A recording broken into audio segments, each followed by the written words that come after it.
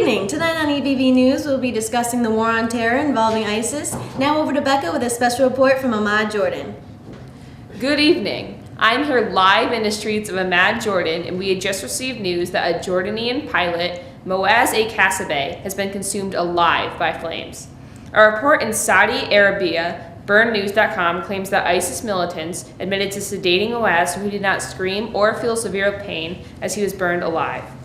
ISIS filmed a video of the execution and admitted the footage via the internet that shows the pilot locked in a cage and killed. Jordan has struck back hard after the video recently submitted, hitting the militants' group territory with approximately 56 airstrikes in 3 days and executing 2 ISIS-linked prisoners. There are several reports declaring that Kasabeh's sensory sensors burned away quickly, leaving him in little pain. It is noted from the 22-minute film that Kasabeh seemed unconscious and unaware of his fate. He showed no fear as the trail of patrol leading up to his cage was lit with flames.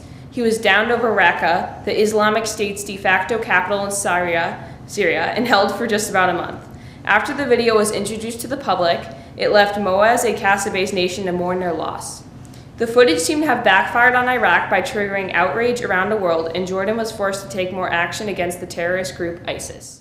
Here in the streets of Ahmad Jordan, you can see civilians are protesting and calling for retaliation and blood, and we can see riots and protests for the government to step in and take action for the bloodshed of the Jordanian pilot by ISIS.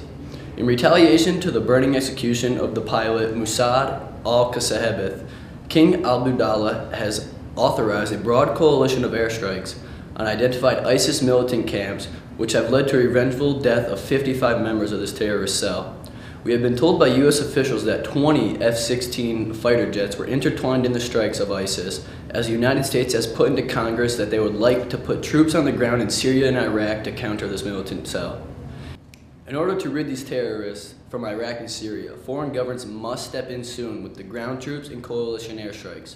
The more foreign power there is against ISIS, the better their chance there will be to uplift the Middle East from terrorist organizations. Skeptical if troops on the ground is the right solution to counter the terrorism, measures will be taken to ensure American safety at all times. Back to the main desk. What are your thoughts on ISIS? I think they're certainly some of the things they do in the name of religion are pretty terrible. And I think if you have a group like Al-Qaeda saying that ISIS is extreme, that certainly says a lot. Just how extreme and how horrible they really are. What are your thoughts on ISIS executing the Jordanian pilot? It's kind of an unfortunate situation. Obviously, as a pilot like that, you're putting your life at risk. But the way, there are certain conventions for prisoners of war and certain, human rights standards that when you have an enemy combatant, you should adhere to. I think that just shows, ISIS how, really inhumane they are. So, what do you think about putting troops on the ground? I think that's a tough question. I know a lot of people my age who have been in Iraq and Afghanistan, and a lot of, I'm sure the public is not looking forward to having another lengthy war. But then again, you kind of have to balance not getting tied down in a war with, not letting these people be a threat to security. I guess it's kind of in between. Didn't really answer your question, but I think it would kind of be a mistake to put more troops in the Middle East at this time, even as bad as ISIS is. Thank you, Bruce and Becca, for those amazing announcements. As ISIS continues to threaten and jeopardize the lives of millions across the globe, Jordan had a devastating attack that hit just too close to home. For several days, the terrorist group paraded the imprisonment of Muhada al-Kasabeh in exchange for Zahida al-Rahoui, an unsuccessful suicide bomber, and $200 million. While Jordan seriously considered the deal, it would be astonishing to fund the new terrorist group, and they certainly suffered the consequences. ISIS released footage and proof of the horrific murder of Jordanian airplane pilot as he was burned alive and obviously killed. In response, Jordan executed the suicide bomber as well as terrorist Zaid Karboli, who was a part of the Al-Qaeda regime. Jordanian king threatens that ISIS will not go unpunished for their malicious actions, and shortly after the killing, Jordan sent in a collision of airstrikes against the terrorist group.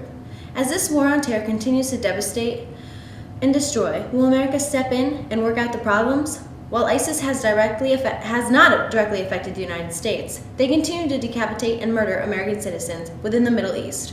Will that be enough? Many agree that putting troops on the ground will do no good in stopping ISIS and unnecessarily put Americans at risk. Do we continue to allow nations and people to fend for themselves and suffer on their own? Plenty would argue in favor. As months continue to pass and ISIS continues to cause terror, we will just have to wait and see what happens in the upcoming months, making sure American safety is the #1 priority. Thank you for joining us tonight on EBB News. Have a good evening.